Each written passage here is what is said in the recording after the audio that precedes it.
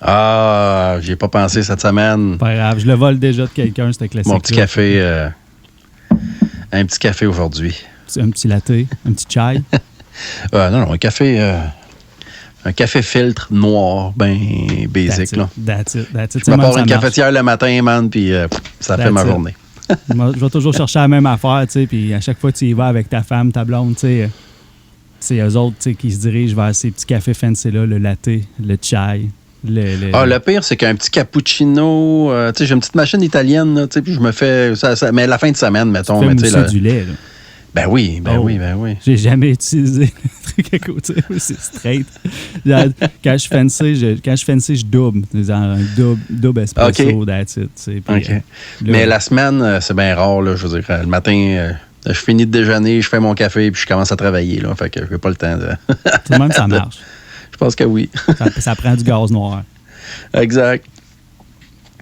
Bon. Écoute, on a un podcast sur l'actualité et les finances.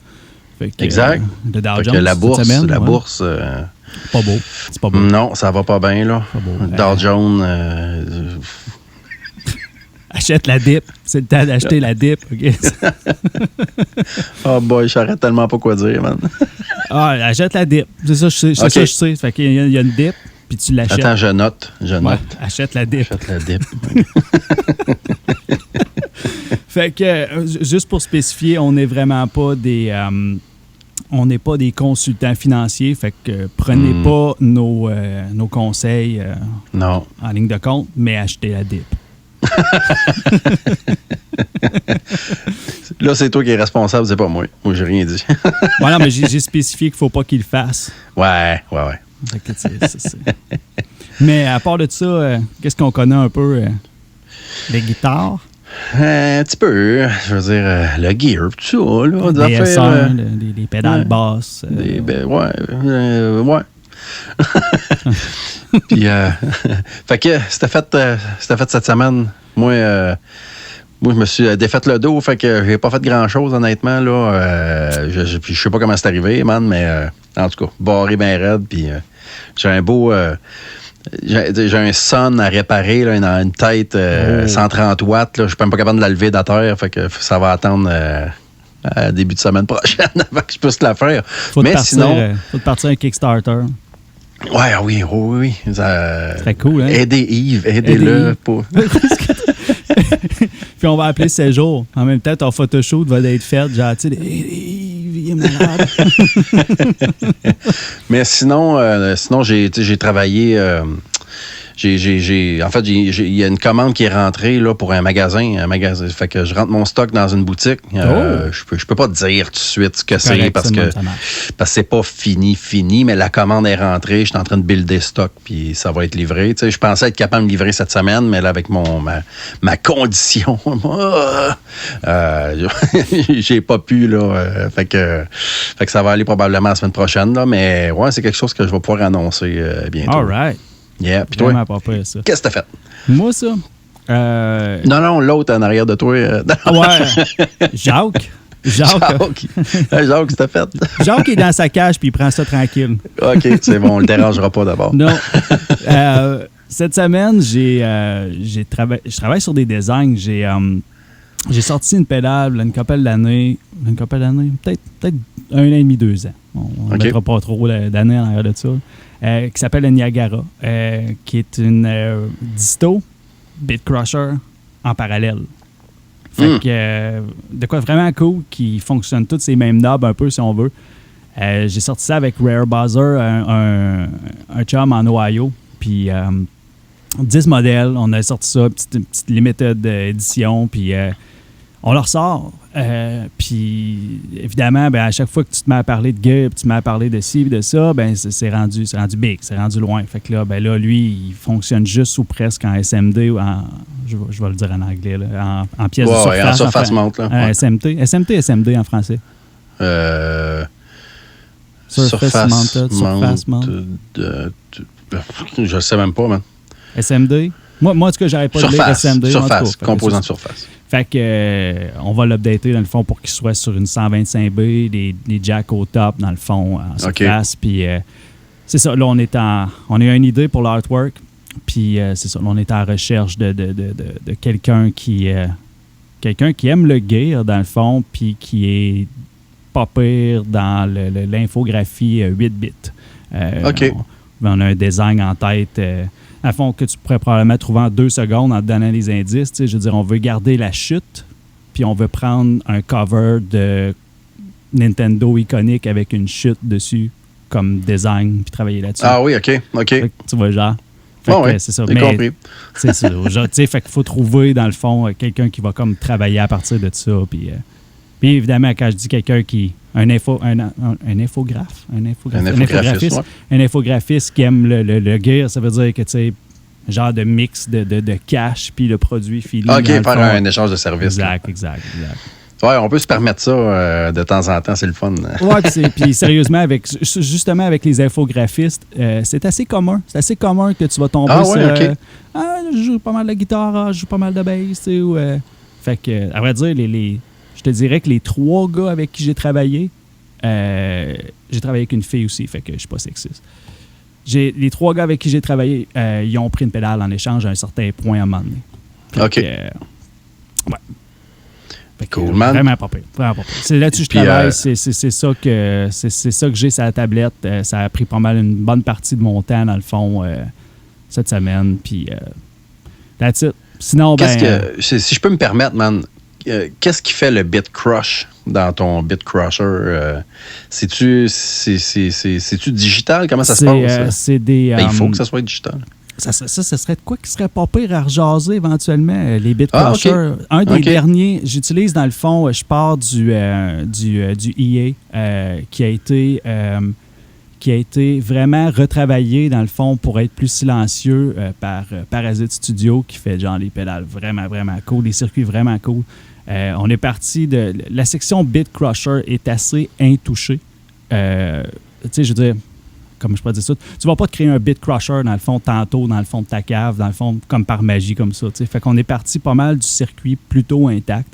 OK, mais c'est une puce avec... puis l'algorithme est dedans, là, c'est ça?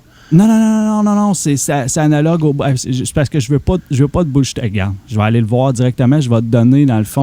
Non, on peut reparler un autre moment donné. Je vais poser juste la question parce que j'ai jamais checké les bit crushers, parce que pour moi, un bit crusher, dans le fond, c'est juste de réduire la qualité. Tu digitalises ton analogue, dans le fond, si j'ai bien compris. Là. Je l'ai de site. Non, tu vois, c'est même pas ça. Ça va être de quoi de cool à faire. OK, on en changera. C'est parce que je veux pas mélanger les... je veux pas mélanger les noms de puces puis sortir c'est parce que là, j'ai oublié le code dans le fond de la puce, puis... mais c'est correct. Comme je te dis, on en rejasera. Là, parce que c'est intéressant. On se préparera. C'est un sujet vraiment cool. On préfère de quoi de vraiment le fun sur la dégradation du signal à un moment donné. Tout simplement, j'en serais pas peur, ça. Ouais. Tu sais, on part un autre épisode avant de faire celui qu'on est censé faire. Calique. Ça n'a pas de sens. Ça n'a pas de sens. Je suis allé... j'ai fait un petit tour rapide là, des vidéos YouTube, dans le fond. Puis... quelques commentaires et questions qui en sont ressortis. Si toi, tu en as ramassé d'autres que ce que je vais nommer là, tu me le diras. Okay. Mais j'invite les gens, parce que je pense que dans les autres épisodes, je disais, écrivez-nous n'importe où, c'est bon, tout ça. Ça va venir vite chaotique. Parce qu'on en reçoit en courriel, on en reçoit dans des messages de groupe, on en reçoit... fait que là, à un moment donné, ça va être un peu mêlant. Fait que, pour la section foire aux questions, FAQ, dans le fond, je pense qu'on va se limiter à ce qu'on reçoit sur les vidéos YouTube. Ouais, foire aux questions. Damn. Ou en anglais, frequently asked question. En français, je ne sais pas. En anglais, OK, mais en français, le foire aux questions, c'est genre... Puis si jamais c'est pas ça, ben moi, je dis que c'est ça. Ah non, c'est ça. Je veux que ça soit ça. Je pense que oui. C'est ça. Fait que première question, puis ça remonte, je pense, au 2e épisode. En fait, Martin Laferrière qui nous posait cette question-là. La disponibilité des pièces True Hole versus Surface Mount, est-ce que ça nous amène à faire des boards hybride, avec des composants True Hole et des surface mount, dans le fond. Fait que ça, c'était sa question. T'sais, moi, personnellement, jusqu'à date, j'ai pas été confronté au fait que j'ai besoin de pièces surface mount. J'essaie toujours de me débrouiller autrement. Mais éventuellement, si par... J'ai pas d'exemple concret, mais disons, OK, telle pièce ne se fait plus dans le True Hole, ben fait que j'aurais pas le choix. Je vais faire des boards hybrides à ce moment-là, mais je pense pas qu'à un moment donné, je vais... peut-être, dans le fond, mais je planifie pas comme changer drastiquement. Demain, OK, je fais juste du surface mount. Moi, j'ai un de mes pads qui est hybride, puis c'est mes G-Fet. Fait qu'à cette heure, je te dirais que ça fait... ça doit faire 1 an que je soude plus de G-Fet dans le fond True Hole. Toutes mes G-Fet sont en surface. Fait que, j'en ai encore qui sont True Hole, mais sans joke, là, c'est pareil comme les transistors, dans le fond, que tu achètes sur eBay ou des trucs qui viennent de sources inconnues. Il y a des faux G-Fet. Puis, les faux G-Fet vont souvent être des transistors tout simplement rebrandés. Fait que, tu sais, pour les gens qui les placent en quelque part, le signal va passer pareil, mais tu sais, la job sera pas faite. Fait que, tu sais, dans le fond, si c'est un NPN, ça se peut que ça marche pas trop, là. Mais ça, je te dis, tu vas le tester, puis il va tester, tu sais, il va tester du HFE, il va tester du gain. Ah ouais, c'est ça. Puis là, t'es là, OK, c'est quoi ça, là? C'est quoi cette affaire-là? C'est pas ça que c'est, tu sais, il est où mon drain, il est où ma gate, tu sais, puis, mais that's it. Tu sais, c'est juste, ils rebrandent des affaires, dans le fond, puis ils écrivent, dans le fond, J201 dessus, puis that's it. Ou c'est des pièces complètement hors normes, dans le fond, juste trop basses, juste pas de gaz dedans. Où est-ce que tu achètes tes G-Fet, man, pour avoir un trouble de même? C'est arrivé en même temps que juste avant, dans le fond, là, juste avant, mettons, la pandémie, là, ça a commencé, ça, cette affaire-là, où est-ce que les pièces devenaient de plus en plus rares. Fait que t'es passé de pouvoir, mettons, t'acheter des G-Fet, dans le fond, dans ton magasin chinois où tu achetais tes choses, il n'y en a plus. Fait que là, t'es rendu que tu magasines des deals par-ci par-là parce que t'as jamais eu de problème avec ça en tant que tel. Puis là, ça l'arrive. Puis là, tu commences à essayer de faire tes montages, tes affaires. Puis là, OK, ça marche pas, ça fonctionne pas. Puis là, tu testes tes G-Fet, puis tu t'aperçois qu'ils testent comme des transistors. Fait que là, t'es là, OK, j'ai une batch, j'ai 100 G-Fet faux, dans le fond, qui sont tout simplement pas ça. Fait que j'ai tout abandonné, les G-Fet, dans le fond. Là. Oui, j'aurais pu en acheter encore ailleurs, mais à titre d'exemple, tu vas pouvoir acheter, mettons, un G-Fet peut-être à 1,5$, 2$. Puis en surface, tu vas le payer 25 sous. Ah oui, non, c'est ça. Ben fait oui. Tu sais, ça vaut le switch. Par contre, pour une résistance, tu payes encore une résistance un dixième de scène, tu sais. Fait que, tu sais, qu'elle soit True Hole ou qu'elle soit en surface, la différence est pas énorme. Le prix n'a pas d'incidence là-dessus. C'est là que, encore pour nous deux, tu sais, tant aussi longtemps qu'on fera pas... Tant aussi longtemps qu'on ne fera pas fabriquer nos affaires directement, dans le fond, par le personnel qui crée tes PCB, c'est pas vraiment utile d'y aller en surface. Tu sais, parce que tu vas être assis chez vous avec ta station à air chaud, ton four. Avant même de te mettre à faire de la soudure en surface, il va falloir que tu investisses. Puis, tu sais, je pense pas que ce soit un investissement qui soit bien logique. Tu sais, te mettre à tout t'équiper pour faire de la surface ou quoi que ce soit, tu sais, ça ne l'est pas. Mais...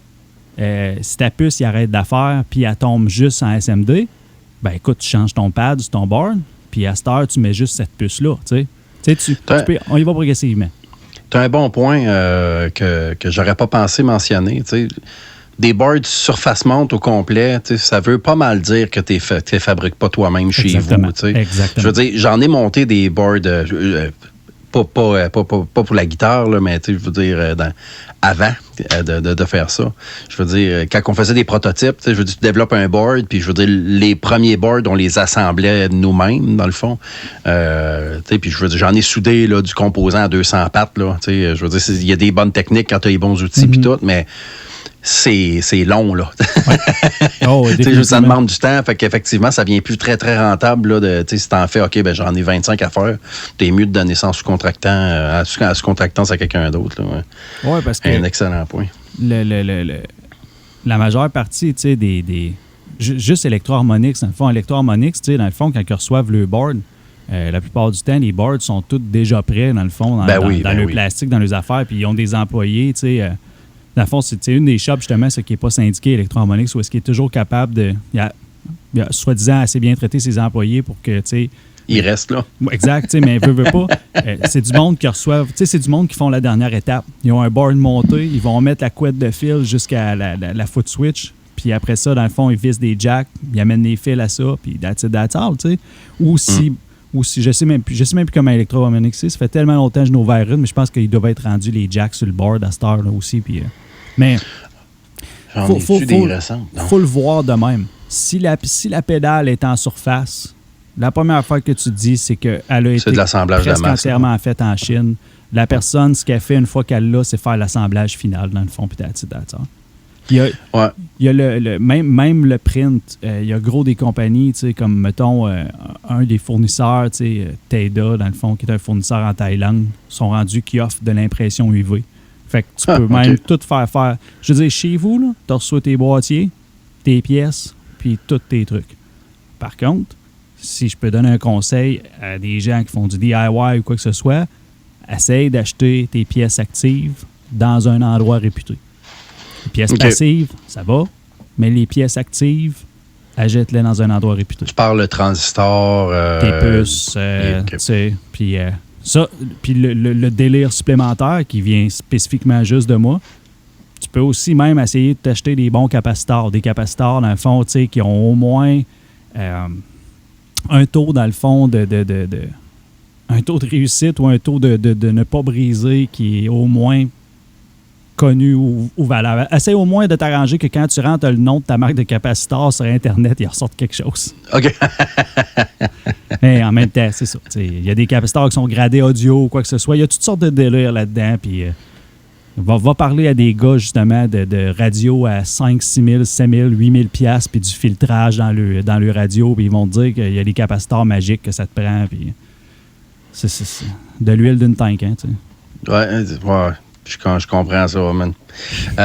Après ça, il y a Hugo Leclerc-Charon aussi, guitariste du groupe Naked High, que je connais via mon ami Jonathan Lapointe, qui fabrique les amplis de Lapointe. Si vous ne connaissez pas ça, je vous suggère d'aller faire un tour sur son site web. Qui nous dit, pourquoi pas? Bien certain. Qui nous dit, nice podcast, enfin du monde qui parle des vraies affaires. Hey, merci. Je me demande jusqu'à quel point on parle des vraies affaires, par exemple. Je veux dire, je le remercie pour son commentaire, mais je suis pas tout à fait d'accord avec. On parle... ouais. C'est deux points de vue très... c'est deux points de vue avec un gros bias, là. Jusqu'à date, on a eu du monde qui nous ont dit, hey, tu sais, il faudrait peut-être plus de description, il faudrait peut-être plus de ouais. Il faudrait peut-être plus que vous mettiez en contexte de quoi vous parlez, puis ci, puis ça, puis diode magique, puis circuit, puis buffer, puis input, puis impédance, puis tout le kit. Mais pas de joke, je pense qu'on est le plus... je pense qu'on est le plus banal, pas plus banal, mais je pense qu'on vulgarise le plus possible avant de juste, dans le fond, skipper tous ces termes-là puis de juste parler, mettons, du son ou de quoi que ce soit. Je pense qu'on est vraiment au plus bas que ce qu'on peut aller. Puis en même temps... dans un sens, je pense que oui. Dans le même temps, moi, je veux garder ça geek. Je veux garder ça, tu sais... c'est pas comme si... c'est pas comme si j'avais un filtre qui fait que je me dis, OK, là, il faudrait que je me calme, tu sais, puis il faudrait que j'y aille juste, genre, tu sais, basic, tu sais, puis en même temps, d'un autre côté... je suis vraiment basic aussi. C'est pas comme si je pouvais donner une explication à chaque terme ou à chaque chose. Tu sais, j'ai pas... C'est pareil, comme tu dis, je le sais, puis c'est tout. Tu sais, comment tu le fais? Ben, je fais juste checker comment je le fais, puis that's it. Fait que, tu sais, mais tu sais, en même temps, je veux dire, il y a une mince ligne là, entre avoir, mettons, du contenu éducatif. Ouais. Puis, du contenu, je vais dire, récréatif, que c'est ce qu'on essaye de faire, dans le fond. Je veux dire, on essaye juste d'avoir du fun avec des sujets qu'on geek dessus, dans le fond. Je veux dire, éducatif, là, ça demande une préparation que je pense que, pour l'instant, on se donne pas le temps de t'imagines-tu faire, juste là. si on avait un board blanc, dans le fond, puis tranquillement, on dessinerait un circuit, tu sais, pendant qu'on parle, tu sais. Puis on ajoute des choses, tu sais, puis... ouais. On en a je pense que c'est une autre sorte de contenu. Pas dans un podcast. Exact. Pas dans, exact. On en a tout checké. Quand tu t'intéresses sur un circuit en particulier, on l'a tout checké. Puis c'est fantastique, des vidéos éducatives. C'est juste que c'est ça. On va profiter du fait qu'on soit ensemble pour essayer de faire sortir un ou deux rires ou faire rire de nous autres au pire. Là. Ouais, c'est ça. Mais, on est bon là-dessus, je pense. C'est ça. Riez. Comme on est vraiment pas pire. Clown de l'année. Ouais. Puis, il y a eu un dernier commentaire de Jonathan Veillette aussi que je suis allé ramasser. Je me rappelle plus à quel endroit. Mais qui faisait le commentaire comme quoi il y avait certains transistors silicone comme les BC183L. Vraiment pas un spécialiste là, de tous les noms de transistors. Moi, quand j'ai besoin d'un équivalent, je fais des recherches d'équivalence. Puis, mais je veux dire, j'apprends pas les noms par cœur là, de tout ça. Mais qui disait qu'il se rapprochait beaucoup des transistors germanium, dans le fond. Puis, je pense qu'on avait un commentaire commun là-dessus, là, comme quoi, si ton transistor il est HFE assez bas, HFE, dans le fond, c'est son courant, c'est son gain en courant, dans le fond. Là. Quand tu regardes une spec de transistor, HFE, il est écrit, puis ils te disent, OK, puis je veux dire, bon. La genre de pseudo-force applicable en volume, peut-être externe. C'est très. Puis ça, je voulais en venir là-dessus. Fait que juste pour qu'on. Oui, effectivement, il y a des transistors à bas gain qui vont donner un peu le feeling. C'est jamais pareil. C'est jamais pareil côté sustain puis decay. Avec un transistor germanium, ça sera jamais pareil. Ça se rapproche, mais moi, personnellement, je vais toujours pouvoir voir la différence entre les deux. Oui, c'est sûr. En même temps, je suis quelqu'un qui aime ça, garrocher son false face, les deux contrôles dans le prélat. Fait que, je veux dire, moi, c'est juste de même que je le comprends. Puis si je peux avoir un bias, j'aime ça avoir un bias parce que je vais le runner encore plus haut que ce qui est censé d'être runné. Fait que, bref, à vrai dire, je pense que j'aime mieux le tone bender que le false face parce que j'essaie de transformer tout le temps mon false face en tone bender. Fait ainsi de suite. Mais oui, ça se rapproche. C'est vraiment... On se rapproche du même volume, du même gain, des mêmes trucs. Par contre, ça va toujours rester une pièce sensible à... le germanium va toujours rester une pièce plus sensible à ton playing et à la température. Ce qui fait que, dans le fond, il y a des nuances qui sont là, qui ne pourront jamais arriver avec les silicones. Puis, ça m'amène... parce qu'on... Je veux dire, dans le passé, on m'a déjà posé ces questions-là, puis je pense que je vais profiter de cette question-là pour en parler rapidement, là, dans le fond. Justement, les HFE, puis pourquoi un transistor plutôt qu'un autre, puis pourquoi ça a de l'incidence dans certains circuits, puis un peu moins dans d'autres circuits. Grosso modo... Puis c'est le fun parce que toi, tu vas comprendre ce que je vais dire. Puis s'il n'y a personne d'autre qui comprend, ben, au moins, on s'est parlé de ça, puis je vais être content de l'avoir dit. Quand tu montes un transistor dans un étage de gain, il y a comme... je vais dire, il y a deux façons communes de le faire. Tu as toujours une résistance à ton collecteur, qui se trouve à... Tu pognes ta sortie de là. C'est très geek, là, ce que je vais dire. Là, pour non, les mais gens c'est correct, c'est super important, dans le fond. Tu as une résistance à ton collecteur, puis des fois, tu as une résistance à ton émetteur, puis des fois, tu n'en as pas. Comme, mettons, dans le phosphate, ou même dans le tone bender, je me trompe pas, il y a pas... l'émetteur est au ground directement. Puis dans d'autres circuits, comme le LPB1, par exemple, tu as une résistance à l'émetteur. Puis... quand on veut trouver le gain d'un transistor dans son circuit, c'est toujours facteur de la résistance au collecteur sur la résistance à l'émetteur. Fait que mettons que tu as 10K en haut puis tu as 1K en bas, mais tu as un facteur de 10 de gain. De gain applicable dans le circuit, dans le fond. Fait que si tu rentres 1 volt à l'entrée, tu as 10 volts à la sortie. Si tu as du headroom pour ça, je veux dire. Là, mais grosso modo, c'est de même ça se passe. Fait que résistance au collecteur divisé par la résistance à l'émetteur. Mais si tu n'as pas de résistance à l'émetteur, là, on comprend que le gain il est comme infini, là, parce que tu essaies de diviser par 0, si tu veux.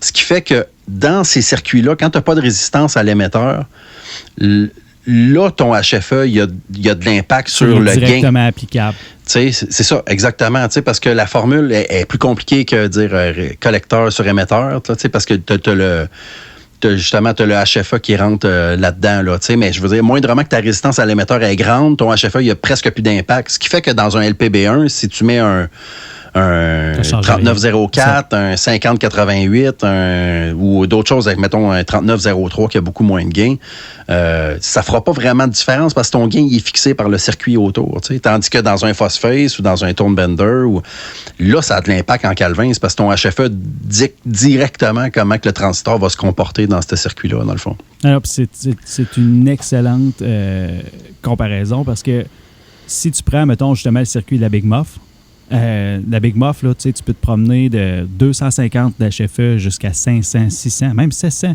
Puis, ça n'a aucune incidence, ou presque pas. Presque pas. Justement, c'est le mot parfait, presque pas. Fait que tu sais, tu vas avoir une petite touch de volume ou quoi que ce soit. Puis pourtant, si mettons, on irait avec le circuit du Phosphate, tu viens de mettre un transistor qui est 2 fois plus fort, peut-être même, ou quelque chose, tu sais.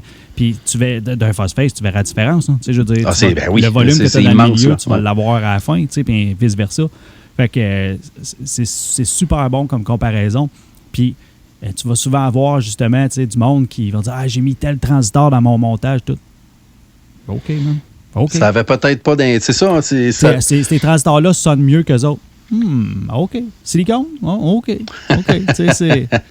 C'est sûr, tu sais, que si tu mets de quoi, tu sais, si tu mets un transistor Darlington dedans, tu sais, puis tu as 1000 de gain, tu sais, ou quelque chose de même, c'est sûr qu'il va y avoir une différence si tu mets un 3904, justement, qui en a 200, tu sais. Mais encore là, pas dans un LPB1. Dans un LPB1, tu n'auras pratiquement pas de différence. Voilà. C'est ça l'affaire, mais dans un circuit où, justement, tu n'as pas de résistance à l'émetteur, là, man, ça va tout, je veux dire, ça va sonner bien ou ça va mal sonner. Là, ça va faire toute la différence. C'est là aussi qu'avec le germanium puis le gain de fuite vient se rajouter après ça sur le HFE d'une drôle de façon, tu sais, c'est là que, dans le fond, certains montages vont dire hey, assure-toi d'avoir un gain de fuite dans ces ranges-là. Parce que si tu dépasses ces ranges-là, tu vas te retrouver avec quelque chose qui va trop haut ou qui va trop bas. Fait que, tu sais, il faut que tu t'assures. Puis même certains circuits vont te demander d'en avoir une certaine quantité. Tu sais, arrange-toi pour en avoir un petit peu, parce que sinon, le circuit ne sonnera pas bien. Tout simplement pas, parce qu'il y a une partie du gain qui est nécessaire, qui vient de la fuite. Ça, je te dis, le germanium, c'est une genre d'aventure, c'est le fun, mais tu sais, à chaque fois, aussitôt que tu veux faire de quoi de sérieux, ou que tu voudrais, mettons, justement, comme Boss ont ressorti, là, dans le fond, le Tone Bender, quoi que ce soit, ils l'ont sorti avec Solar Sound, là, ça en fait énormément des transistors que tu as besoin de trouver pour sortir, je sais pas comment de modèle de ça. Puis, tu sais, il faut tout faire qu'ils auditionnent ces transistors-là. Puis quand c'est fini, mais je me demande jusqu'à quel point... quand même pas pire. Non, mais dans le sens que, tu sais, Boss, là, je veux dire, eux autres, là, on s'entend, là, ils sont immenses, puis ils ont du pouvoir d'achat en débile, là. Je me demande jusqu'à quel point... comment je te dis? Tu sais, je veux dire, eux autres... je sais pas comment le dire. Je me demande jusqu'à quel point ils ont besoin de sourcer des transistors. T'sais, quand tu as du pouvoir d'achat comme eux autres, je veux dire, tu vas voir l'entreprise, tu te dis, garde, j'ai besoin de 10 millions de transistors germanium. Rouvre tes machines puis fais-moi-en. Là, tu penses qu'ils en ont fait faire des batchs neufs? Ben d'après moi, oui, man. Pas impossible. Vraiment pas impossible. En même temps, je le sais pas, mais tu sais, si je suis boss, vraiment pas impossible. Puis je sais que je vais vendre 2 millions de pédales, je me mettrais pas à... En tout cas, moi...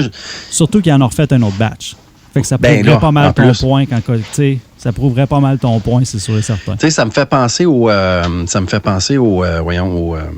le DI Motown.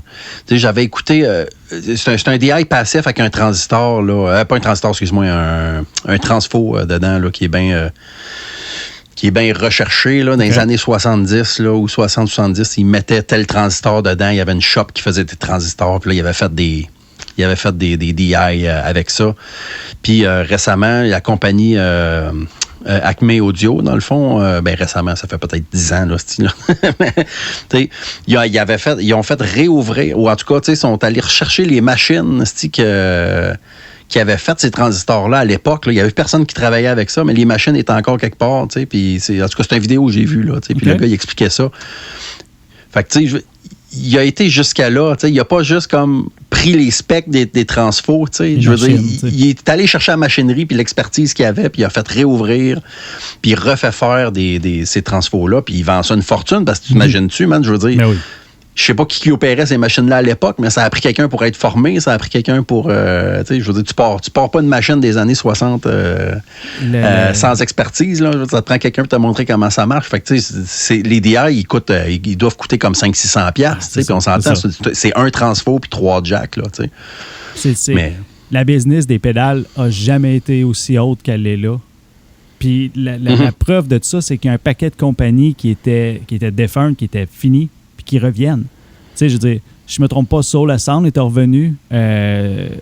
Qui vient de revenir? T'as Univox, je pense, qui est recommencé il y a pas long. Ah, ouais, OK. Gars qui vient de... T'as pas PRS, c'est tout, qui vient d'arriver dans la game, là, avec je pense que oui, PRS a sorti une ligne. C'est assez drôle. C'est assez drôle à lire sur Internet, là, Comme quoi, ils ont fait tous les tests possibles qui sont aperçus, dans le fond, qu'il fallait qu'ils aillent en true roll pour garder un max de tone, dans le fond, puis s'assurer, dans le fond, tu sais, que ce qu'ils vendent à leurs clients soit top of the line, tu sais. Puis c'est un marketing, man, je veux dire. Exactement. Puis la première affaire que tu vois, c'est que tu lis les reviews, tu lis les affaires, puis il y a déjà du monde qui en ont de réservé. Fait que, tu sais, tu fais des bonnes guides, tu vas sortir les pires pédales au monde, t'as du monde pour les acheter pareil. Ça ne veut pas dire que c'est les pires. J'en ai aucune idée. On le sait pas, on les a pas essayés. Mais tu sais, c'est toujours la même histoire. Fait que c'est du hype. Hein? Le hype est là. Le hype est là dans toutes les affaires. Puis je vais toujours le dire, c'est un boîtier fermé qui fait, dans le fond, des sons. La majeure partie des gens ne vont pas l'ouvrir pour voir ce qui se passe à l'intérieur.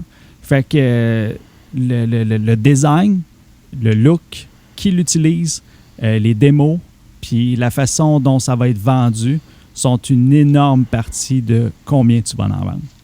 Ce qui est dedans, ça l'intéresse vraiment une infime partie des gens qui nous écoutent probablement en ce moment. Probablement. Je pense que 100% des gens intéressés par ce qui est dedans nous écoutent. Exactement, c'est ça. On est là pour parler de ce qui se passe dans les boîtes. Ouais, un bon point. Fait qu'en tout cas, je pense que ça conclut là, notre section foire aux questions. Fact. Fait que la discussion aujourd'hui, de quoi qu'on va jaser, mon chum? Sujet piquant. Piquant? Les clones. Les clones? Ouh là là. Clones. C'est-tu correct? Ça l'est-tu pas? Est-ce qu'il faut pas? Première chose, je veux dire... Es-tu un cloneur?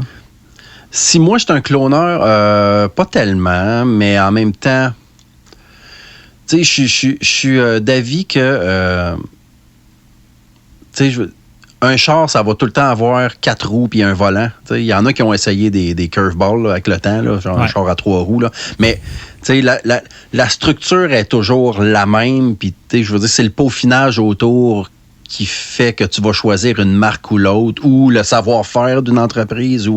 Mais le produit est toujours similaire d'un à l'autre. Fait que je pense que dans les pédales de guitare, c'est un peu ça. Je veux dire, il y en a qui... On parlait de...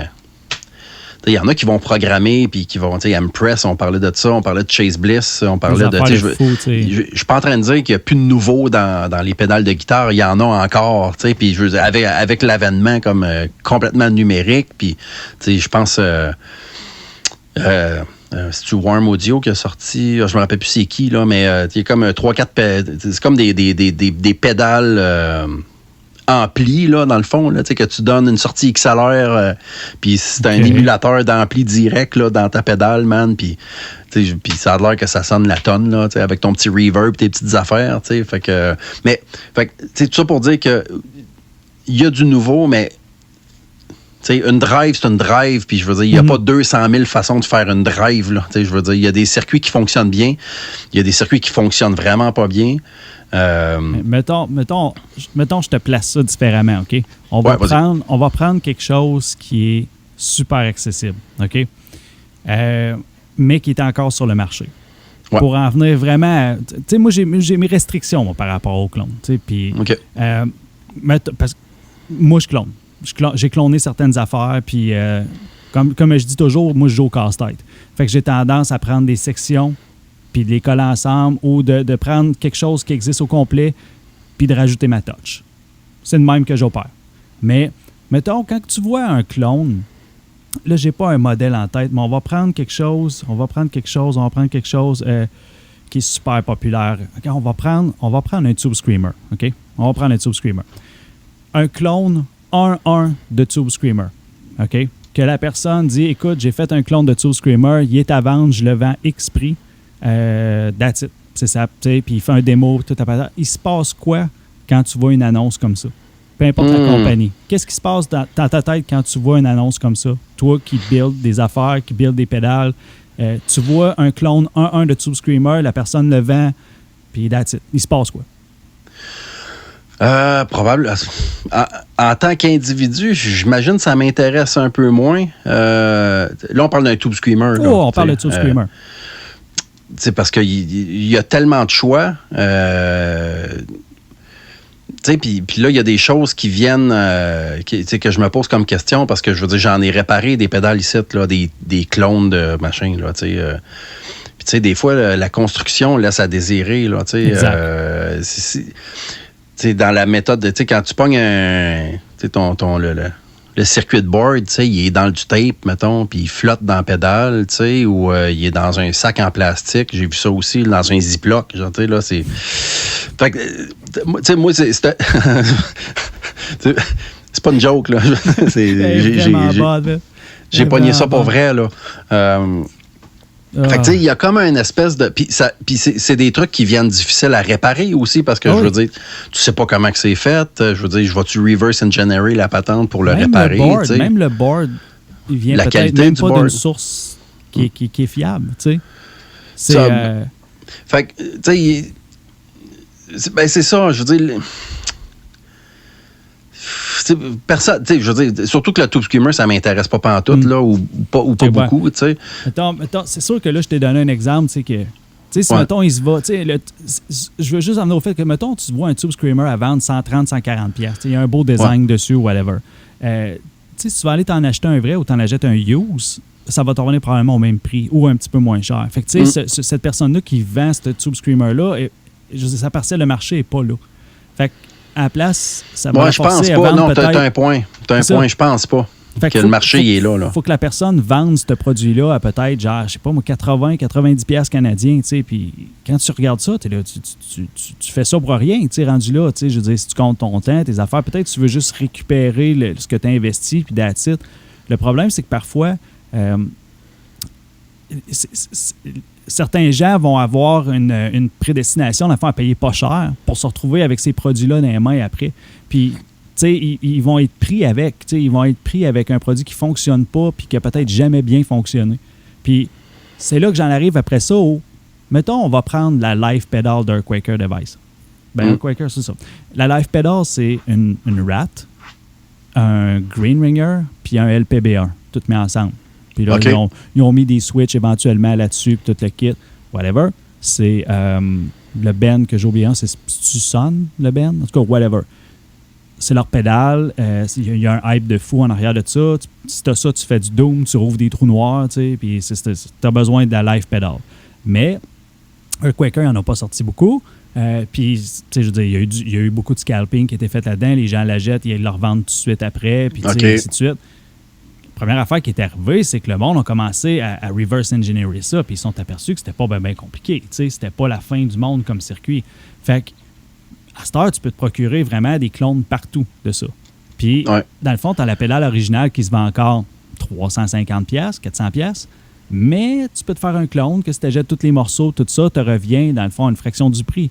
Puis, tu as plein de gens qui vont profiter du fait, dans le fond, de sortir la pédale puis de faire des clones à 150 $ ou 200 $. Ou, bref, c'est rentable de t'acheter un clone parce que l'original vaut cher. Mais l'original est encore en production. Fait que tu te retrouves dans une genre de zone où est-ce que la compagnie vend un modèle trop cher. Tu sais que ça vaut pas ça. Fait que dans le fond, tu peux te retourner vers quelqu'un qui va la cloner pour l'acheter. Puis tu sauves d'argent, mais tu n'as pas la vraie. Mais il y a comme deux... tu sais, il y aurait, mettons, le cloning DIY, là. Tu sais, quelqu'un chez eux qui fait des clones, tu sais. Pour sauver de l'argent. Puis, ben, c'est ça, pour sauver de l'argent, qui en vend à ses chums. Tu sais, je veux dire... Ça, je le comprends, puis je veux dire, ça reste une activité qui est le fun, dans le fond, à faire, tu sais, parce que builder, c'est cool, là. C'est super hobby. Tu sais, c'est vraiment, vraiment le fun. Puis bon... faire un clone, je veux dire, c'est la première étape, dans le fond, de commencer à builder, je pense, parce que tu vas te familiariser avec les outils, tu vas te familiariser avec les schémas, tu vas te familiariser un peu avec la soudure puis tout ça. Fait que, ça, je le comprends, mais mettons, là, j'ai comme pas d'exemple. Je sais pas qui clone. S'il y a une compagnie qui a décidé de cloner la pédale que tu parlais là, mais mettons, Electro-Harmonic sort un... Mettons, là, c'est ça, Electro-Harmonic sort un clone d'une Tube Screamer. sais, la Tube Screamer, ils banalisent l'a fait depuis le début des temps, puis elle est encore accessible, puis elle est pas chère, puis bon, ainsi de suite. Puis là, tu as un clone chez 25 compagnies ou 200 000 compagnies. 25, c'est un bon exemple, c'est GHS. GHS font le fameux Tube Screener que j'ai oublié le nom, mais qui fait toutes les Tube Screamers, toutes les variantes, où ils ont ça avec la Big Muff. Ils ont une Big Muff qui fait toutes les Big Muffs. Ouais, oui. Mais tu sais, ça, c'est un ajout pareil. Là. Je veux dire, je trouve le feature le fun. Moi, j'ai tendance à faire ce que GHS fait. J'ai tendance à rajouter un stage de diode, j'ai tendance à rajouter un blend. C'est comme ça que je fonctionne. Puis je suis pas gêné pantoute de le dire. Mais comme tu t'en viens au fait, le genre, il y a des catégories de clonage. Un peu comme tu l'expliques. Puis moi, personnellement, une des affaires que je trouve un peu dommage du clonage, c'est les gens qui ne vont pas mentionner dans leur vente le circuit d'origine s'il n'a pas été changé. Je veux dire, même, faut que tu parles de ce que tu pars. Tu ne peux pas dire, écoute, je sors cette pédale-là, il y a 4 knobs dessus, il y a 3 knobs dessus, volume, tone, sustain. Écoute, ça ressemble à une Big Muff, mais c'est pas une Big Muff, puis j'ai pas écrit nulle part que c'était une Big Muff, mais c'est une Big Muff. Fait que c'est ma disto personnelle. Elle s'appelle la canne à pêche. Fait que elle est à vendre à tel prix. Puis that's it. C'est trompeur. C'est ça qui arrive. Je pense qu'il n'y a pas de... Tu sais, honnêtement, quand tu achètes... Tu sais, pour en revenir à ce que je disais tantôt, comme quoi que, tu sais, je veux dire, les circuits sont là, sont disponibles, puis... Je veux dire, il y en a partout, là, des clones. Là. Je veux dire, tout le monde en fait. Puis des grosses compagnies, là, je veux dire, clones là, à côté, là, tu sais. Ben oui. Je pense pas... Je pense pas qu'il y ait de honte à avoir ou à vouloir le cacher. Ou de toute façon, les gens, je pense pas qu'ils achètent tant que ça... Ils n'achètent pas nécessairement des clones définis. Mais il y a certains modèles que oui, justement, la Live Pedal, le clone... juste le clone. Mais le clone, c'est une autre catégorie parce que dans le fond, il en fait à peine. Fait qu'il va en sortir 4-5 par année. Puis dans le fond, le modèle est tellement populaire qu'il peut y avoir 5 autres compagnies qui run à juste faire un clone fiable de la clone. C'est là que ça... Tu sais, mettons, moi, je me fais cloner, là. Il y a quelqu'un qui ramasse une de mes pédales, puis qui fait le reverse engineering dessus, puis qui décide de brander ça, puis d'en faire, tu sais. Honnêtement, moi, ça me dérange pas parce que, je veux dire, mon bassin de clients qui viennent me voir puis qui achètent mes produits, je veux dire, ils achètent mon produit, mais ils achètent aussi le contact qu'ils ont avec le builder. Tu sais, je veux dire, ils sont capables de me parler. Je suis capable de répondre à leurs questions. Tu sais, je veux dire, je suis capable de garantir ma job. Tu sais, je suis capable de leur dire, s'il arrive de quoi, renvoie-moi là, je te la répare, puis je te la retourne, puis that's it, là, tu sais. Tu mets un bon point sur, tu sais, mettons, les trademarks. Comme par exemple, au début, j'ai quand même lu là-dessus un petit peu, puis les trademarks de circuit, puis les trademarks, dans le fond, d'artwork, peu importe. Ton modèle de pédale t'appartient si tu décides que si tu possèdes l'artwork, dans le fond, tu as payé pour, ça t'appartient, OK. La façon dont tu as designé ton PCB, ça t'appartient aussi. La façon où tu places tes jacks, tes transistors, tout ça, ça t'appartient. Si tu as le fichier, dans le fond, Eagle ou... l'autre compagnie, déjà, j'ai oublié. En tout cas, peu importe. Bref, si tu as le fichier qui t'appartient, dans le fond, il est à toi. Par contre, tu n'as pas le droit de copyrighter un circuit. Tu n'as pas le droit de copyrighter les lignes, tu n'as pas le droit de copyrighter, dans le fond, ton schéma, si tu veux. Fait que quelqu'un peut prendre ton schéma puis le refaire. Il y a juste à faire un PCB différent du tien, puis il n'y a plus absolument il n'y a plus rien qui est là par rapport au fait de dire hey, « ça, c'était à moi, ça ». Mais de toute façon, jusqu'à quel point, copyrighter un circuit, jusqu'à quel point ça a de la pertinence. Ça reste des transistors, des résistances, c'est comme si, pour revenir à mon exemple des chars tantôt, je veux dire, c'est comme si moi, je voulais aller mettre un copyright sur 4 roues et un volant. Je veux dire, ben non, je veux dire, ça existe. C'est de même que ça se fait. Fait que, en même temps, il y a un système de frein ABS. Si le système de frein ABS, dans le fond, tu veux le remettre sur ton char, tu vas aller trouver, tu vas faire appel, dans le fond, au système de frein ABS, tu vas le mettre sur ton char. Il n'y a pas juste Ford qui ont le droit de mettre ça. Ben non. Fait que c'est la même affaire pour les circuits. Si tu as une certaine topologie que tu vas replacer dans ton circuit, le gars qui l'a découvert en 1965, ça l'importe peu, lui, que tu prennes cette topologie-là et tu la remets dans tes affaires. Puis elle n'appartient pas nécessairement à Mike Matthews parce qu'il l'a mis dans sa Big Muff cette année-là. Fait que c'est super... pour tout ce qui est vraiment là, design de circuit, des idées, dans le fond, de comment ton fuzz va sonner, ta disto, ton trémolo, peu importe, tout est ouvert. On va exclure les programmes, parce que les programmes, ça, moi, je veux dire, il y a une c'est propriété intellectuelle là-dessus, puis, je veux dire, il y a eu un scandale. Je sais pas si c'est un scandale, mais, je pense que c'est justement, là, c'est Electromonix, là, qui s'était fait piquer un code, là, dans une pédale, là, fait piquer la POG. Puis, je veux dire, quand tu lis, de ce que j'avais compris, c'est qu'il avait même laissé les entêtes de code d'Electromonix dans leur. Je veux dire, à un moment donné, OK, là, tu as été loin de ce style. Imagine, il était rendu avec une mini pédale, une petite mini, là, les petites mini d'Amazon à 40$, là, c'était la POG. Je veux dire, c'est sûr qu'ils ont attaqué tout de suite, là. Mais... Je le comprends totalement, mais tu sais. Comment je te dirais, tu sais, l'équivalent en musique, ça serait comme de dire, OK, Do, Sol, Ré, on va copyrighter ça, puis il n'y a plus personne qui peut utiliser les 3 accords, tu sais. Un fuzz, un overdrive, pour moi, c'est un peu le même principe, là, tu sais. Je veux dire, c'est des blocs, là, qui sont là, tu sais, puis je veux dire, on les met ensemble, puis de toute façon, un transistor, il n'y a pas 200 000 façons de le plugger pour qu'il marche, tu sais. Je veux dire, ça va te prendre 2-3 résistances, puis il va marcher, là, tu sais. Un clone 1-1 d'un modèle achetable à un prix correct. Puis là où le builder n'a pas mentionné, dans le fond, le fait que ce soit un clone, puis lui redonne un autre nom, puis dissimule le fait que ce soit un clone, dans le fond, dans l'ignorance de l'acheteur, tu sais. Moi, c'est ce qui me chicote le plus. Ouais, peut-être. Ça vient me picoter. Là, ouais, je comprends. Je veux dire, je le sais. Moi, je me ferais pas avoir. Je veux dire, je vois même... J'en viens même qu'à voir, dans le fond, le design de PCB que les grosses compagnies qui vendent des PCB ont. Tu sais, par exemple, tu as un circuit de pédale PCB, ça paraît, il y a le même setup pour tous ces PCB. Fait que, je le vois déjà de là que ton modèle, c'est un circuit de pédale PCB qu'il y a dedans. Puis c'est pas grave. Pédale PCB, une compagnie qui vend des petits circuits DIY pour te faire des trucs, puis il spécifie même. Si tu veux faire des circuits pour ta compagnie ou quoi que ce soit, appelle-moi, dis-moi là, il va mettre ton nom dessus, il va t'en faire une batch spécifiquement pour toi, puis tu vas pouvoir les vendre. Il n'y a pas de problème. Pourquoi il le ferait pas? Je veux dire, la compagnie est axée sur le fait de faire des clones. Fait que, tu sais, ça va toujours rester vraiment sketchy de vendre un modèle qui se vend en ce moment, puis qui est offert à un prix qui est correct. Puis... ça veut pas dire que tu peux pas, mais prends au moins la peine de dire que tu es un clone de tel truc. Au lieu de faire semblant comme GHS, par exemple. Tu sais, GHS, on va faire un épisode de pedalboard après ça, tu sais, puis je veux dire, il y avait une pédale GHS dessus que je connais, mais je voulais aller voir un peu ce que c'était. Puis je veux dire... c'est écrit en noir sur blanc sur un site web. Là. Et voici, inspiré très fortement de telle pédale, ainsi de suite. T'sais.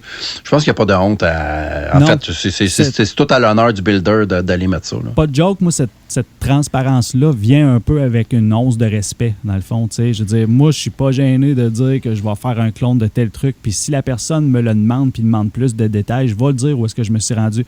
Je veux dire, je vais même partager le schéma. Je veux dire, je vais partager le schéma parce que, je veux dire, j'ai joué au Lego, là. Tu sais, je veux dire, c'est comme si j'avais pris 3 textes, puis j'avais mis, tu sais, la conclusion, l'intro, puis le développement, dans le fond, de 3 textes, je les collé ensemble. Je vais te dire c'est quoi les 3 textes que j'ai pris, tu sais. J'ai pas créé ça, tu sais.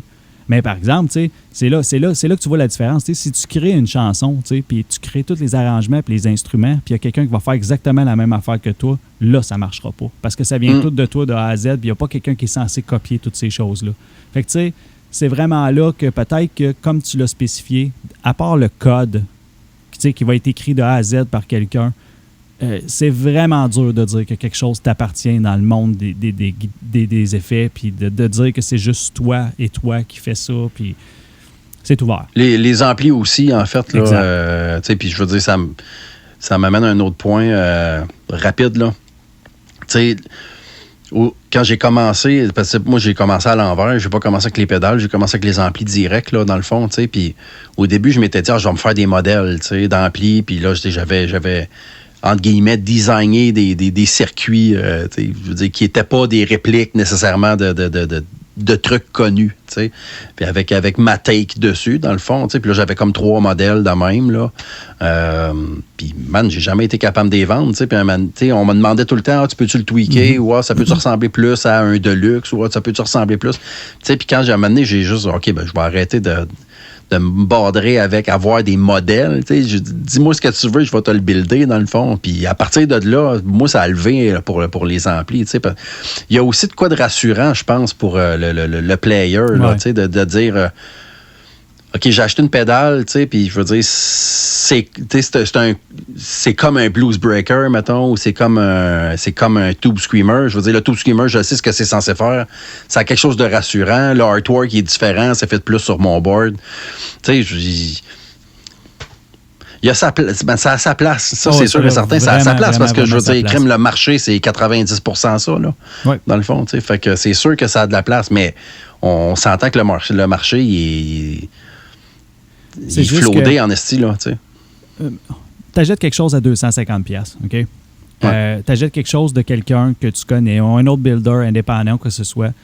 J'aime toujours me dire que je paye un petit peu pour son design. Il s'est assis devant son laptop, il a pensé à ces choses, il a breadboardé des trucs, il en est arrivé à une conclusion, puis il a fait 3-4 révisions, puis il y a un board final qui fit, puis qui est fait, dans le fond, avec toutes ses idées dessus. Puis c'est un modèle, c'est une pédale. Oui, il y a probablement plein de blocs de plein de choses, mais tu payes un concept. Ouais. Puis ça, c'est versus une pédale, dans le fond, qui... le circuit, dans le fond, il a été acheté d'un vendeur. Le circuit t'a coûté 20$ canadiens.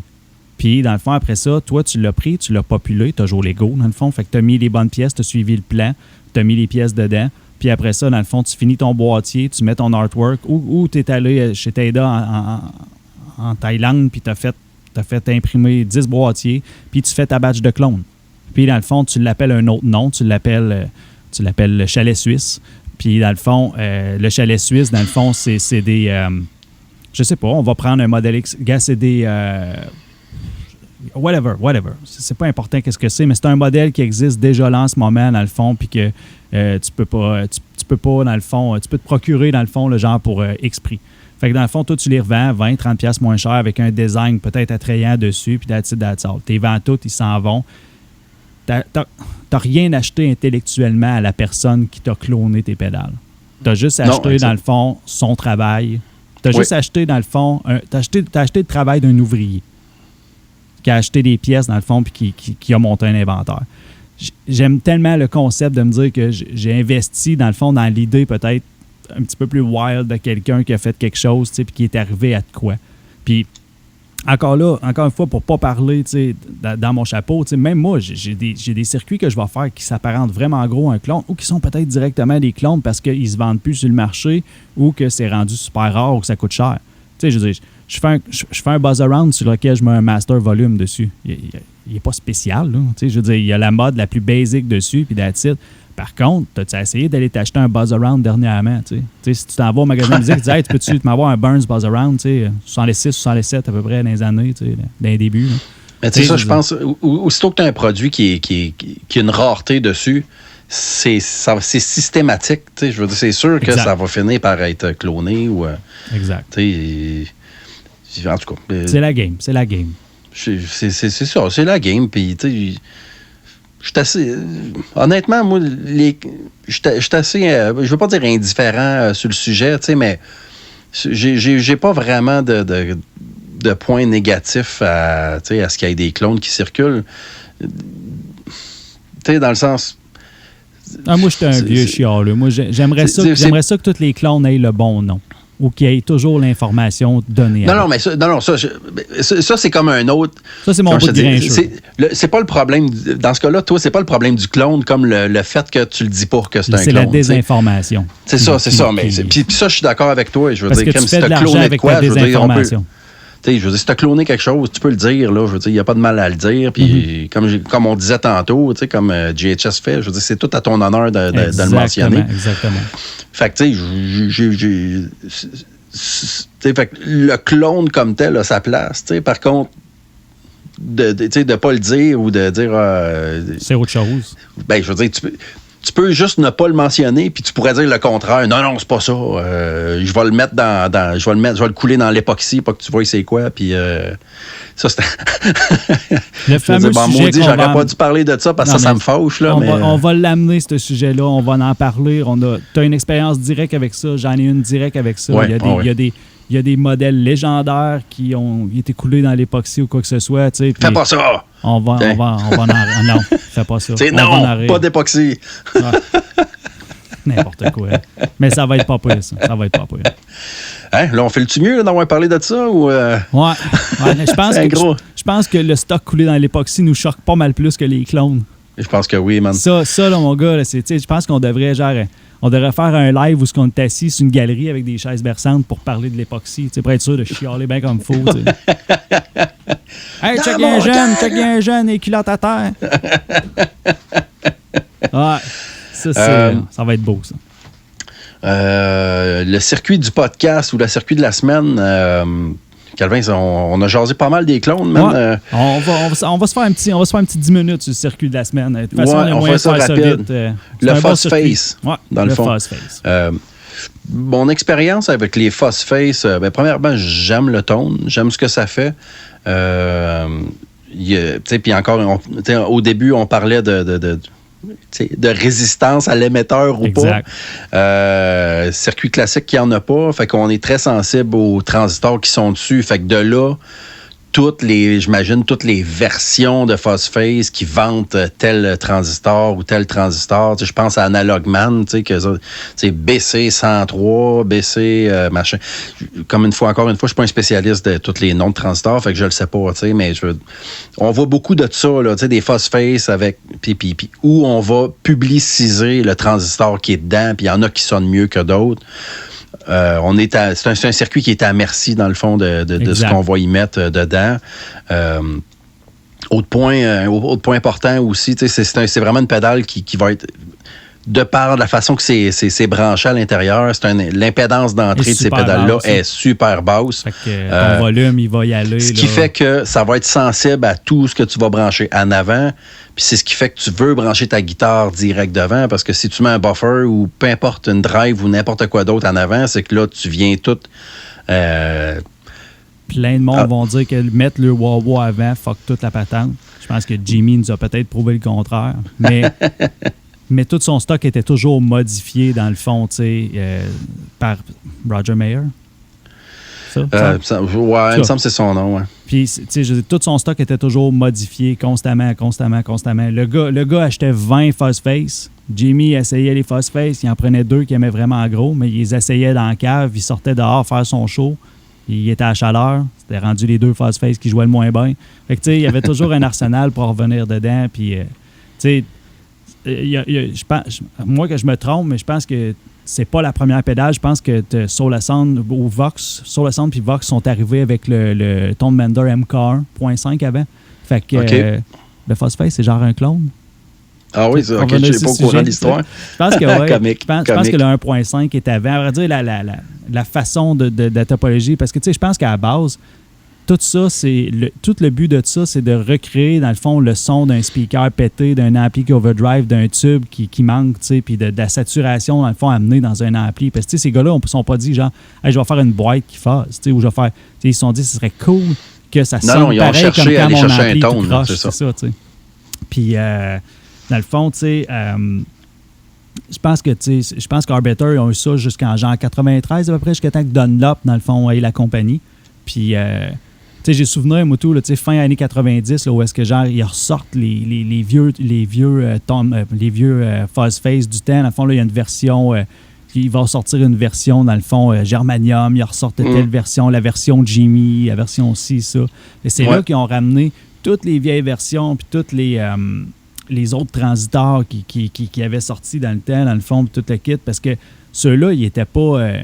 tu ne pouvais plus te les procurer, là, c'était fini. Là, le premier avec des NKT 275 dedans qui valent, je sais pas moi, 20-30$ du transistor aujourd'hui. Tu ne peux plus te procurer ça. Je veux dire, il y a des Fuzz Face à Star qui doivent valoir je sais pas comment.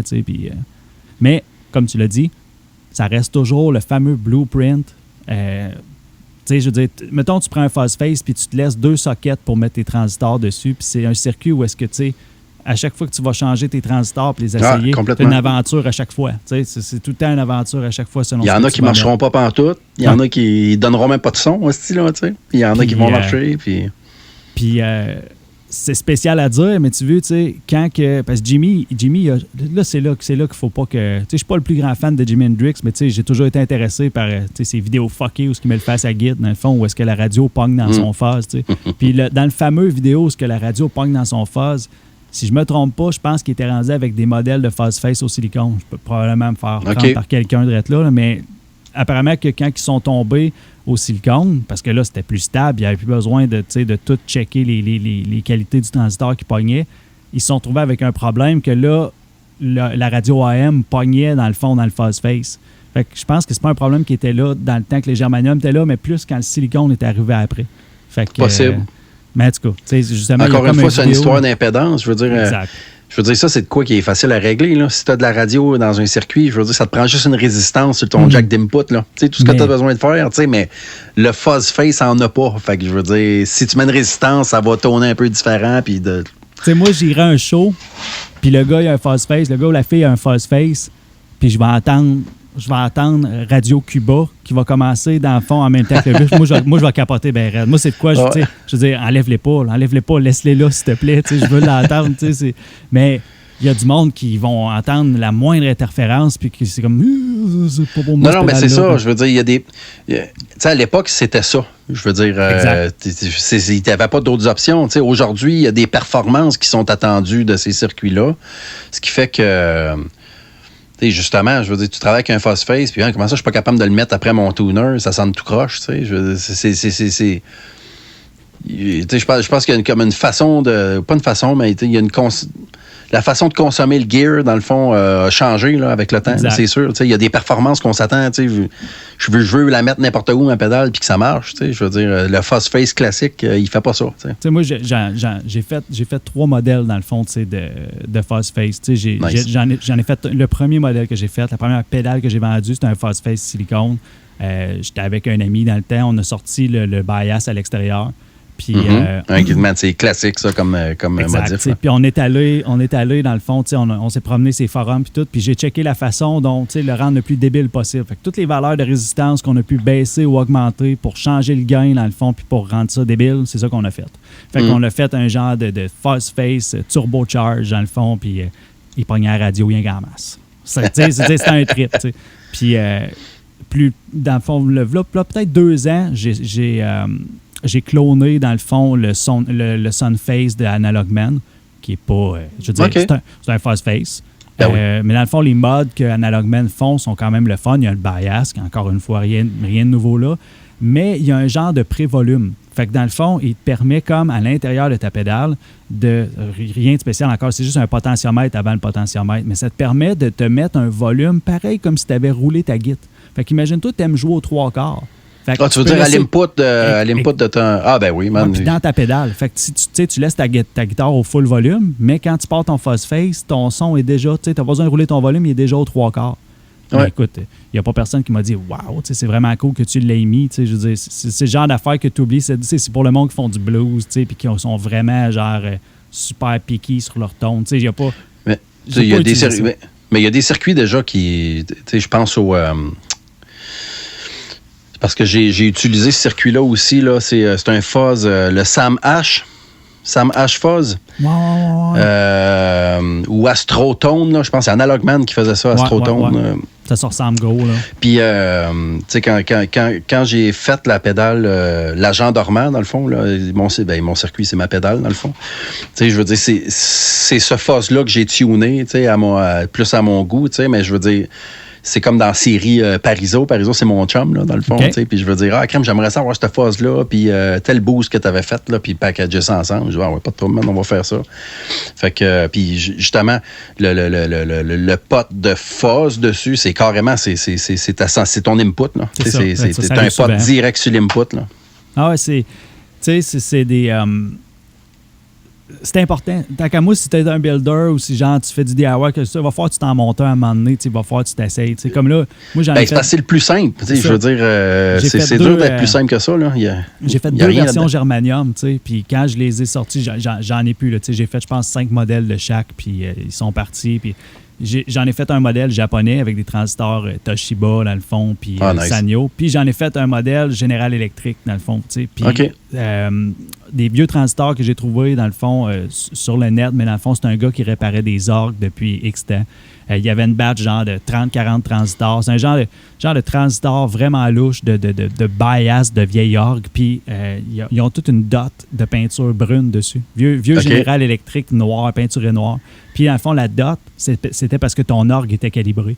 Fait que dans le fond, tu sais, je me suis retrouvé avec des valeurs vraiment cool pour faire des fuzz face. J'avais de la perte, mais tu sais, je me suis retrouvé avec des valeurs vraiment cool. Fait que j'ai pu sortir, dans le fond, tu sais, une dizaine de... J'ai sorti, dans le fond, 10 pédales avec des transistors vraiment similaires. Parce que, tu sais, je veux pas que quelqu'un dise « Ah, ben tu sais, celle-là, puis celle-là. Celle-là est bonne. Celle-là est moins bonne. » Fait que j'ai-elle. Puis celle-là, ben à la fin, je le dirai pas. Puis, tu sais, je vais la vendre comme les autres. Non, je me suis assuré, tu sais, que c'est tout, quand même, c'est bon spec. Puis... mais c'est la beauté de ce circuit-là, c'est la beauté de comment ça marche. Puis, tu sais, je veux dire, si tu me demanderais comment je l'utilise, ben ça n'a pas changé. Tu sais, le bias s'en va aux 3/4, je rends ça un petit peu plus hard que d'habitude, puis je garoche les 2 contrôles dans le fond, puis that's it.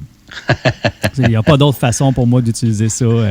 Sinon, ça passe pas. C'est pas mal le tone, man. Puis ton master, ton volume sur ta guitare, puis c'est là que ça se passe. Là.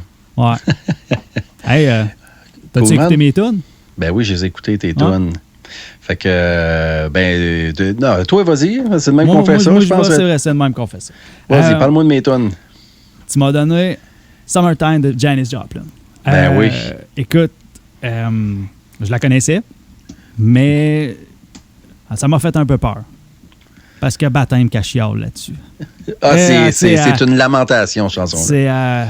Je trouve ça tough. Mais encore une fois, c'est juste pas pour moi. Tough à écouter dans le sens le vocal ou tough dans le sens juste l'ambiance de la tune? Le grain de la voix, puis là où ce que ça s'en va, tu sais. Mais en même temps, tu sais, je suis capable de réaliser quelque chose de beau et de bon, tu sais. Tu sais, je veux dire, il y a plein de talent là-dedans. C'est juste, ça m'est juste pas destiné, tu sais. Faut que tu saches reconnaître les classiques. C'est un classique, tu sais, puis je l'ai vu, entendu dans plein de places. C'est juste pas pour moi. Fait que je donnerais pas de note sur quelque chose qui m'est pas destiné, tu sais, c'est juste... C'est pas mal. Moi, non, mais tu sais, je veux dire, ma note sera pas bonne, j'ai de la misère à supporter la toune, tu sais, fait que... Mais c'est pas pour moi. OK. Tu m'as donné après Siva, ou au contraire, si tu guiches, c'est Siva la toune. Siva, sur l'album Guiche, j'ai mélange les deux. Ouais. Écoute, tu sais, je veux dire, c'est 9 sur 10 parce que dans le fond, c'est pas la perfection. Dans le fond, la perfection, je sais pas où ce qu'elle est, mais en tout cas, tu sais, quelle toune. Tu sais, je veux dire, c'est juste trop bon. C'est juste trop débile, bon. Tu sais, on pourrait aller loin là-dessus. Tu sais, je veux dire, juste la Big Muff au début quand ça part. Tu sais, je veux dire, Billy Corgan enregistre probablement 95% de la toune, tu sais, ben, des cordes, tu sais, c'est lui qui fait la bass, c'est lui qui fait tout. Tu sais, les autres sont là dans le studio, mais il reprend les tracks après. Fait que, tu sais, ils sont contents, ils ont fait la track, puis lui, le soir, il reste, puis il refait la track, tu sais. Puis, encore une fois, man, Smashing Pumpkins, il y a un élément qui est souvent laissé de côté, le drum de Chamberlain, man. C'est tellement un drummer solide, mon gars. T'sais. C'est pas pour rien que ce gars-là, il joue avec Billy Corgan. T'sais. C'est un gars qui a joué hyper longtemps, man. Il a joué dans des big bands. Il a joué du jazz super longtemps avec d'autres bands avant. Je veux dire, son playing est juste trop hot. Puis, avec le délire de Billy Corgan, de toujours avoir le son parfait, les drums sont enregistrés, man, d'une façon... Puis, pas de processing de drum, même si c'était populaire dans ce temps-là, puis ça l'est encore aujourd'hui. Le drum n'est pas processé. Je veux dire, c'est de toute beauté, cette tune-là. Je veux dire, faites-vous un cadeau, puis allez l'écouter. C'est juste, définitivement. C'est juste trop hot. J'ai runné les cassettes, les CD, man, le vinyle. Tu sais, comme on disait, en tout cas, du moins, notre génération, ou notre âge du moins, là, je veux dire, on a écouté beaucoup plus Siamese Dream, qui est sorti quand on était pas mal ado, dans le fond. Le monde revenait en arrière, écouter, dans le fond. Ouais, c'est ça, mais le premier a passé, je veux pas dire inaperçu, mais sais, il était sorti puis on était trop jeunes, dans le fond, pour l'écouter. Fait que comme tu sais, c'est ça, là. On a découvert l'album plus tard. Puis il est solide en Calvins, là. Il vaut la peine. Il y a un petit bout de soft dans la tune qui part, où est-ce que c'est là que c'est comme les préludes, dans le fond, de Melancholy and Infinite Sadness qui va sortir plus tard, quoi que ce soit. Tu sais, genre de petits bouts de mélodiques vraiment, vraiment trop cool. Puis après ça, back, ça repart un autre shot. Puis c'est tellement bon. Tellement bon. Ah oui, c'est vraiment bon. Après ça, année 2000, un album que j'ai écouté tellement souvent. Nice. Moins dernièrement, mais tu sais, Arrête de Galaxy, l'album avec le nounours puis Gilet des Nordiques dessus. Tu sais, je veux dire, cet album-là est sorti, j'étais parti en courant au HMV, j'étais allé me chercher l'album automatique, tu sais, puis la journée que ça sortait, tu sais, j'ai runné ça, mon gars, dans mon pick-up, dans mon lecteur CD, man. Pendant je sais pas combien de temps, je veux dire, c'était tout le temps là. Par contre, tu m'as donné la toune de l'album que je skippais tout le temps. Ah, nice! Tu m'as donné la toune tranquille. Là, tu peux pas skipper, man. Écoute-la. Tu m'as donné la toune tranquille. Elle est pas mauvaise, mais... Ah, moi, je l'adore. Ah, man, les tounes, tu sais, je veux dire, il y a tellement des tounes où est-ce que tu sais, l'agressivité avec les octaves, dans le fond, qui pop de partout. Dans le fond, c'est le début du son Olivier Langevin qu'on va entendre, tu sais, pendant plusieurs années après dans plein de projets. Tu sais, c'est comme la naissance de tout ça, si tu veux. Mais tu m'as donné sur la tune soft, où est-ce qu'il y en a moins dedans, où est-ce qu'on entend moins, dans le fond, son fameux... Mais encore une fois, tu sais, je veux dire, t'as besoin de tout pour faire quelque chose, tu sais, puis... Ben, tu sais, ce genre de tune-là, justement, c'est ce qui fait que l'album, il balance, tu sais, puis que tu vas l'écouter du début jusqu'à la fin, tu sais, parce que si c'est all-in tout le long, tu sais, à un moment donné, tu peux te lasser. En tout cas, mais ça va dépendre dans quoi, j'imagine, mais moi, je vais me lasser. Je connaissais les paroles, je sais c'est quoi la tune, je dis que je la skip, je l'ai écouté plein de fois, tu sais, c'est juste que j'ai tellement runné les 2-3 premières tunes collées, tu sais, une après l'autre, dans le fond, tu sais, que... Mais c'est n'importe qui connaît pas cet album-là, le premier album de Galaxy, puis qui se fie peut-être au projet récent d'Olivier Langevin, tu sais, puis qui n'a pas mis la main sur le premier album, allez-y, c'est une autre époque probablement. Il vaut la peine. Il vaut la peine d'être écouté. Il y a un bloc de musique québécoise avec Galaxy, Fred Fortin, tout ce gang, Gros Méné, toute cette gang-là, à partir du début des années 2000, qui est vraiment quelque chose, qui a vraiment sa place dans l'histoire de la musique au Québec. Faudrait que ça revienne un petit peu plus. Probablement que c'est... Très cool, man. C'est hot. Yeah, fait que toi, les tunes que tu m'as données, t'as pas où est-ce que j'ai pris mes notes. King Crimson, Red. J'ai écouté, man, puis quand tu parles de musique qui n'est pas pour moi, c'est ça, man. Il y a quelque chose dans ça qui fait que je suis pas capable d'accrocher. Puis le pire, c'est que j'aime les progressions quand c'est le prog en général, je veux dire, les structures rythmiques plus complexes. C'est que on parlait ensemble du Ben Hella, je veux dire, qui crème, je veux dire, c'est progressif en esti, là, ce band-là, puis je veux dire, puis j'accroche, puis je capote là-dessus, King Crimson, c'est peut-être le tone général de, tu sais, là, c'est ça. Je le sais pas, man. Il y a quelque chose qui fait là-dedans que j'ai vraiment de la misère à accrocher, tu sais. C'est peut-être juste cette toune-là. Probablement qu'il faudrait que j'en écoute plusieurs, tu sais, mais je veux dire, celle-là en particulier me donne pas nécessairement le goût d'en écouter d'autres.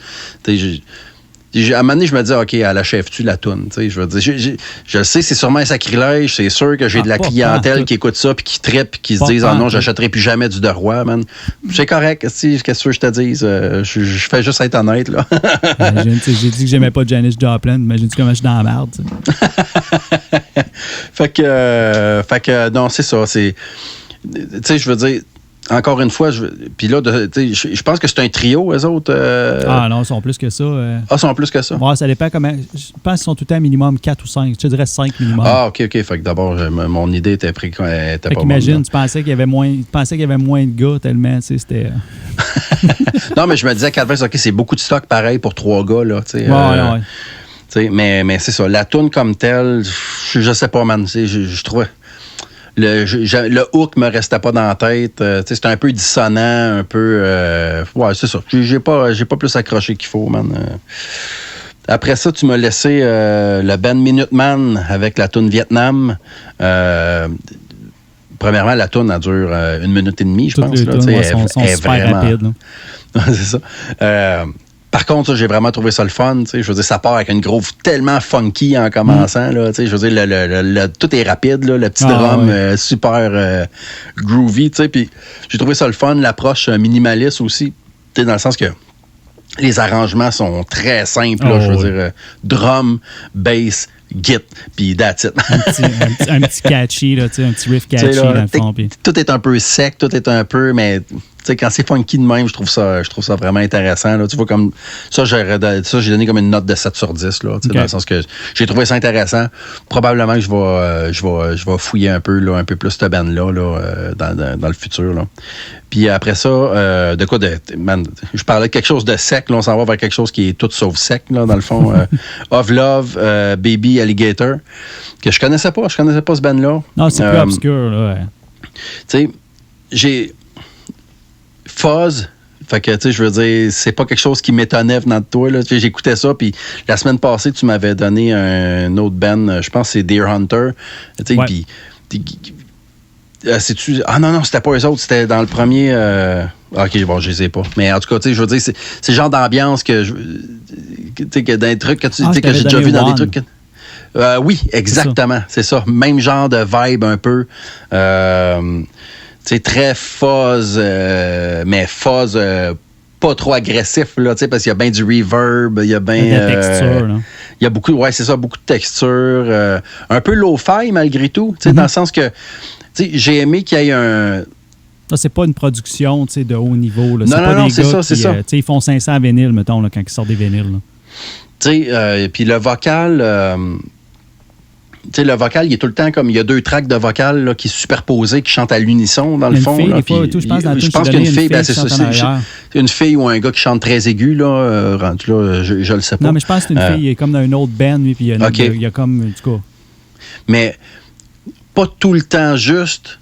Puis moi j'aime ça, quand, justement, parce que ça quand c'est pas trop édité, c'est une performance, là. Fait que je veux dire, t'écoutes ça, t'imagines le gars derrière du micro en train de faire sa performance, puis je veux dire, man, c'est ça qui t'a donné à ce moment-là, puis that's it, là, t'sais. Pas essayer de rendre ça, entre guillemets, meilleur que c'était, tu sais. Oh, ouais. Moi, ça me parle beaucoup, tu sais. Fait que j'aime ça, entendre ces imperfections-là, puis il y en a dans cette tune-là, tu sais. Fait que ça, c'est venu me chercher. Tu sais, puis j'aime aussi que tout sonne distorsionné, même le vocal, tu sais, je veux dire, tout est, tu sens les préambles qui sont au bout, sont à côté dans le fond, tu sais, puis là, le vocal, à un moment donné, tu sais, ça distorsionne. Je trouve ça cool, là. J'ai trouvé la tune intéressante à écouter pour toutes ces raisons-là, puis le riff est bon, la mélodie, elle est fun. Ouais, ça, c'est plus catchy, là. Ouais, non, c'est ça. Fait que, tu sais, moi, ça, j'ai donné comme une note de 8 sur 10, dans le fond, là. J'ai trouvé ça le fun. All right. Pas mal. All right. Fait que... Cette semaine, qu'est-ce que t'as pour moi? Ah oui, ben oui, man. Go. Excuse-moi, je suis en train de chercher. Bon, on est rendu où, là? Pas de trouble. OK, man, je vais te sortir... si t'aimes pas les lamentations, je vais t'en donner une autre qui se lamente fort, man. 60 à 80, Love Hurts de Nazareth. C'est sûr que tu connais la toune, man, mais je le sais je sais ce que tu vas me dire. J'ai même une histoire pour toi que je vais pouvoir sortir la semaine prochaine. Ben ça, c'est cool. Histoire.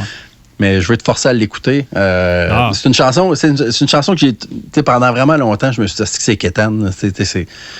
Puis, un moment donné, je sais pas, j'ai eu une illumination. Je me suis dit, non, attends un peu, c'est pas juste quétaine. Je veux dire, c'est la meilleure chanson d'un gars qui se lamente. Je veux dire, ça se lamente tellement, cette tune-là. Je veux dire, c'est ça, là. Ça pouvait pas être mieux que ça dans ce sens-là.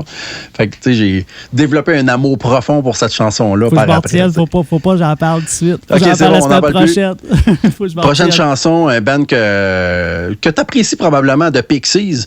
C'est tout un band que t'as écouté pas mal, ça. Puis je suis allé avec tellement un classique, là, Where's My Mind, dans le fond. Chanson que... En fait, on a probablement toutes découvert... pas toutes, mais je veux dire... on est tous allés dans des parties où est-ce qu'il y avait du Pixies.